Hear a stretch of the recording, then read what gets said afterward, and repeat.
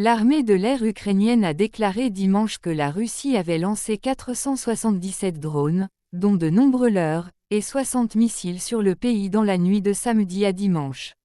Bien que 475 d'entre eux aient été abattus ou perdus, cette attaque constituait la frappe aérienne la plus massive depuis le début de la guerre en février 2022, rapporte The Guardian, citant l'armée.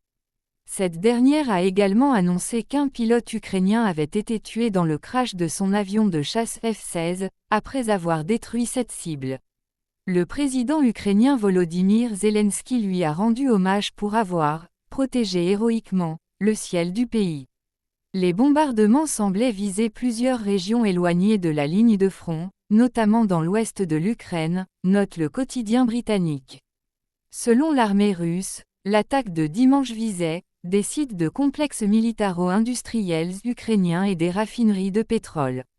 De fait, la Russie a intensifié ses attaques aériennes contre l'Ukraine ces dernières semaines, lançant des centaines de drones et de missiles presque chaque nuit, observe CNN. Ces assauts ne sont pas seulement plus importants et plus fréquents, ils sont également plus concentrés et exécutés d'une manière qui les rend beaucoup plus difficiles à repousser, car ils sont effectués à des altitudes plus élevées, hors de portée des mitrailleuses, précise la chaîne. Intensification de l'usage des drones.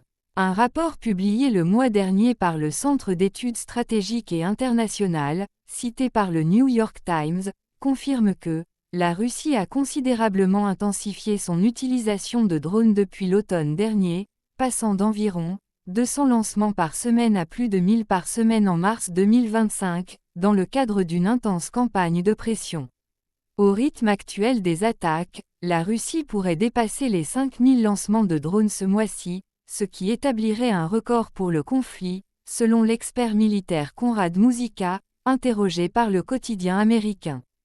Pour soutenir ces attaques, la Russie a d'ailleurs considérablement augmenté sa production de drones à longue portée.